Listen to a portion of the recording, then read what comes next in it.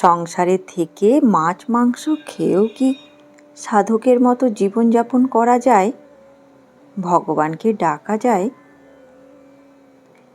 এই প্রশ্নটি করেছিলেন আমাদের নিবেদন চ্যানেলেরই এক সদস্য পূর্ণিমা পণ্ডিত। জানেন, আপনার এই প্রশ্নটি খুবই স্বাভাবিক, আর এই প্রশ্নের জন্য আপনার মনে অপরাধবোধ হওয়ার কোনো কারণ নেই। কারণ ভগবানকে পাওয়ার পথ শুধু খাবারের থালার মধ্যে আটকে নেই। ভগবানকে পাওয়ার আসল প্রশ্ন হলো, আপনার মনটা কোথায়, আপনার জীবন কেমন, আপনার আচরণ কেমন, আপনার হৃদয়ে কতটা ভক্তি, সত্য, দয়া এবং আত্মসংযম আছে। আজকের ভিডিওটিতে আমরা খুব শান্তভাবে এই বিষয়টাই বোঝার চেষ্টা করব। তাহলে প্রথম কথা, মাছ মাংস খেলেই কি ভগবানকে ডাকা যায় না? এখানে আমাদের খুব সাবধানে কথা বলতে হবে, কারণ ধর্মের পথে খাদ্যের গুরুত্ব একেবারেই নেই এই কথা যেমন ঠিক নয়, তেমনি মাছ মাংস খেলেই মানুষ ভগবানের কাছ থেকে দূরে চলে যায় এ কথাও সরলভাবে বলা যায় না। খাদ্য শরীরকে প্রভাবিত করে, শরীরের সঙ্গে মনেরও সম্পর্ক আছে। তাই সাধনার পথে খাদ্য সম্পর্কে সচেতন হওয়া অবশ্যই ভালো, কিন্তু খাদ্যকে ভক্তির একমাত্র মাপকাঠি বানিয়ে ফেলা ঠিক নয়। আপনি যদি মাছ মাংস খান কিন্তু প্রতিদিন ভগবানের নাম করেন, অন্যায় থেকে নিজেকে সরিয়ে রাখার চেষ্টা করেন, মানুষের উপকার করেন, মিথ্যা কথা বলা কমান, রাগ হিংসে কমান, লোভকে নিয়ন্ত্রণ করার চেষ্টা করেন, তাহলে শুধু আপনার থালায় মাছ বা মাংস আছে বলে আপনি ভগবানের নাম করার অধিকার হারিয়ে ফেললেন, এ কথা কে বলল? শ্রী শ্রী মা সারদা দেবী এই বিষয়ে কি বলেছিলেন আসুন জানি। এই প্রশ্নের উত্তর দিতে গেলে আমাদের নিজেদের মতামতের চেয়ে শ্রী মায়ের কথার দিকে তাকানোই ভালো। এক ভক্ত শ্রীমাকে জিজ্ঞাসা করেছিলেন, মাছ মাংস খেলে কি ক্ষতি হয় মা? শ্রীমা তাকে বলেছিলেন, তুমি মাছ মাংস যা ইচ্ছে খেতে পারো। আর একটা ঘটনায় দেখা যায়, শ্রীমার কাছে মাছ পরিবেশন করা হয়েছিল এবং তিনি একজন বিবাহিতা ভক্তকে মাছ খেতে বলেছিলেন। অর্থাৎ শ্রীমার শিক্ষাকে এমনভাবে বোঝা ঠিক হবে না যে মাছ মাংস খেলেই সাধনা করা যাবে না, বরং তিনি মানুষের বাস্তব জীবন, শরীর, সংসার এবং সাধনার পরিস্থিতিকে বুঝতেন।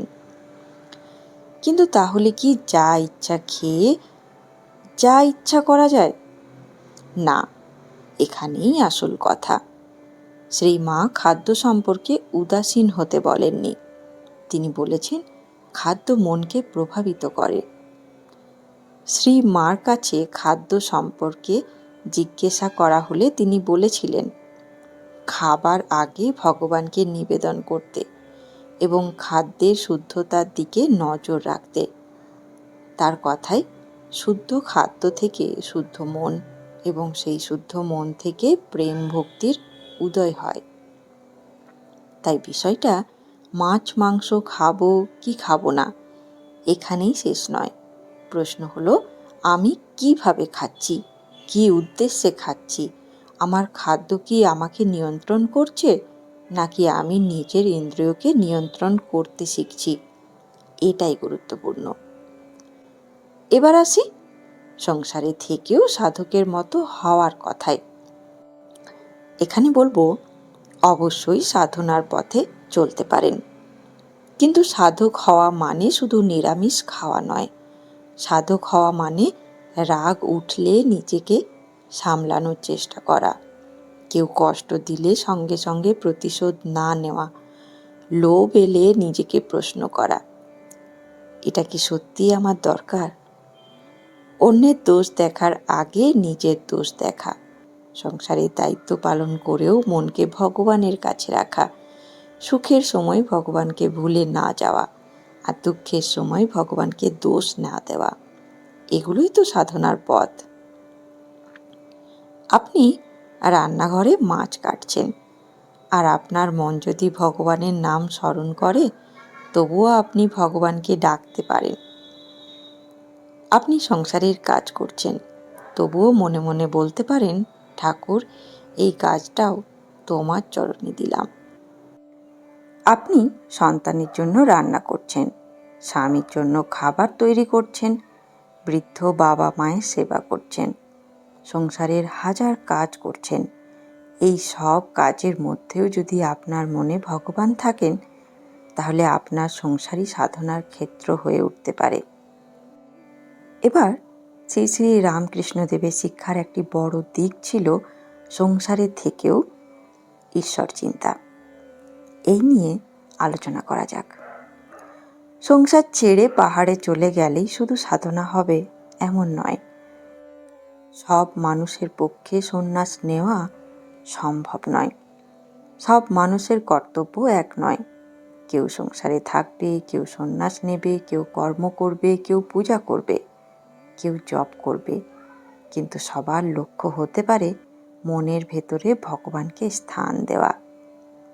তাহলে কি মাছ মাংস খাওয়া কমানো দরকার?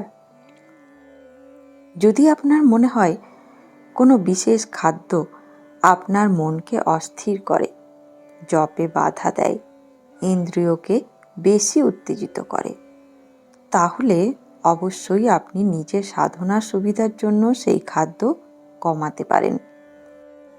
এটা খুব ভালো সিদ্ধান্ত হতে পারে। কিন্তু অন্য একজন মানুষ মাছ মাংস খাচ্ছেন বলে তাকে দেখে বলবেন, তুমি ভক্ত নও, এটা কিন্তু ঠিক নয়। কারণ আমরা কারোর অন্তরের সাধনা দেখতে পাই না। একজন মানুষ হয়তো বাইরে খুব সাধারণ জীবনযাপন করছেন, কিন্তু ভোরে উঠে তিনি চোখ বন্ধ করে কাঁদতে কাঁদতে ভগবানের নাম করছেন। আর অন্য একজন হয়তো সারাদিন ধর্মের কথা বলছেন, কিন্তু মানুষের সঙ্গে প্রতারণা করছেন, অহংকার করছেন, অন্যকে অপমান করছেন। তাহলে কে ভগবানের কাছাকাছি? শুধু খাবার দেখে কি আমরা এই বিচার করতে পারি? না। স্বামী বিবেকানন্দ এই বিষয়টিকে খুব বাস্তবভাবে দেখেছিলেন। স্বামী বিবেকানন্দ খাদ্যের প্রশ্নে ব্যক্তির প্রকৃতি ও প্রয়োজনকে গুরুত্ব দিয়েছেন। তিনি এমনও বলেছেন যে শুধু নিরামিষ খাওয়াই সাত্ত্বিকতার প্রমাণ নয়। মানুষের মধ্যে শক্তি, কর্মশক্তি, সাহস এবং উদ্যমও থাকা দরকার। তাই ধর্মকে শুধু আমি কি খেলাম এই একটি প্রশ্নে সীমাবদ্ধ করলে ধর্মের অনেক বড় শিক্ষাই আমাদের চোখের সামনে থেকে হারিয়ে যায়।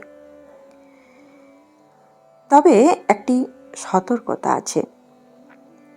এই ভিডিও দেখে কেউ যেন এমন না ভাবেন তাহলে মাছ মাংস খাওয়াই আধ্যাত্মিকতার জন্য ভালো। না, এমন কথাও কিন্তু বলছি না। আর যে খাদ্য শরীর ও মনের পক্ষে ভালো, সে অনুযায়ী চলুন। আর সাধনা যত গভীর হবে, নিজের ভেতরের পরিবর্তনকে লক্ষ্য করুন। আপনার রাগ কমছে কি? আপনার লোভ কমছে কি? আপনার অহংকার, অন্যের কষ্টে আপনার মন কাঁদছে?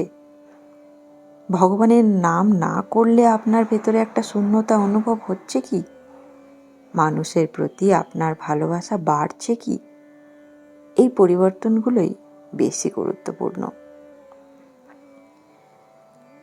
আর আপনার সবচেয়ে বড় প্রশ্ন ছিল, আমি মাছ মাংস খেয়ে ভগবানকে ডাকবো কি না? কেন ডাকবেন না? আজ থেকেই ডাকুন। আপনি যেখানেই থাকুন, যে অবস্থাতেই থাকুন, আপনার বর্তমান জীবন থেকেই শুরু করুন। খাওয়ার আগে বলুন, ঠাকুর, এই খাবার তোমাকে নিবেদন করলাম, আমাকে শুদ্ধ মন দাও। তারপর খাওয়া শেষ করে আবার কিছুক্ষণ তার নাম করুন। সকালে 5 মিনিট, রাতে 5 মিনিট, সময় পেলে আরও বেশি। মন্ত্র থাকলে মন্ত্র জপ করুন। মন্ত্র না থাকলে আন্তরিকভাবে বলুন, ঠাকুর আমাকে তোমার পথে চালাও, মা আমার মনটা ভালো করে দাও, ভগবান আমার ভেতরে রাগ, হিংসা, লোভ, অহংকার দূর করে দাও। এই ডাক কি ভগবানের কাছে পৌঁছবে না? অবশ্যই পৌঁছবে, কারণ ভগবান আপনার থালা দেখার আগে আপনার মন দেখেন। ভক্তির আসল পরীক্ষা খাবারের থালায় নয়, হৃদয়ের ভেতরে। আপনি মাছ মাংস খান কি না এটা আপনার সাধনার একটি অংশ হতে পারে, কিন্তু আপনি মিথ্যে বলেন কি না, আপনি অন্যায় করেন কি না, আপনি কাউকে কষ্ট দিয়ে আনন্দ পান কি না, আপনি নিজের ভুল স্বীকার করতে পারেন কি না, আপনি বিপদের সময় ভগবানকে স্মরণ করেন কি না, এই সবও তো সাধনার প্রশ্ন। আপনি যদি নিয়মিত জপ করেন, নিয়মিত ভগবানের নাম করেন, ভক্তি গ্রন্থ পড়েন, সৎ সঙ্গ করেন, তাহলে ধীরে ধীরে আপনার ভেতরেই পরিবর্তন আসবে। কোনো খাবার আপনার ভালো লাগে, কোন খাবার আপনার মনকে অস্থির করে, কোন অভ্যেস আপনাকে নিচে নামায়, এসব আপনি নিজেই বুঝতে শুরু করবেন। তখন বাইরে থেকে কেউ আপনাকে বলতে পারবে না এটা খাও না, ওটা খেও না। আপনার নিজের বিবেক আপনাকে পথ দেখাবে।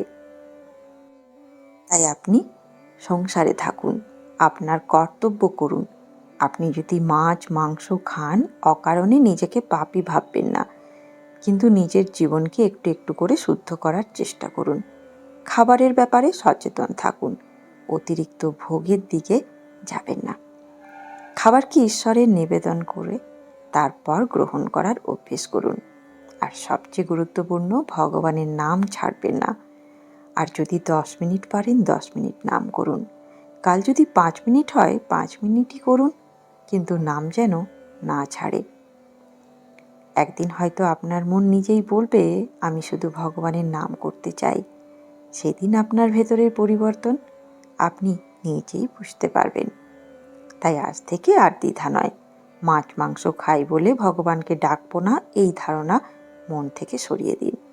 বরং বলুন, আমি যেমন আছি ঠিক তেমন অবস্থাতেই তোমার কাছে এলাম, আমাকে তুমি ধীরে ধীরে বদলে দাও। এই প্রার্থনাটাই করুন, কারণ আমরা ভগবানের কাছে যাওয়ার আগে সম্পূর্ণ পবিত্র হয়ে যায় না। ভগবানের দিকে যেতে যেতেই তো আমাদের মন পবিত্র হয়।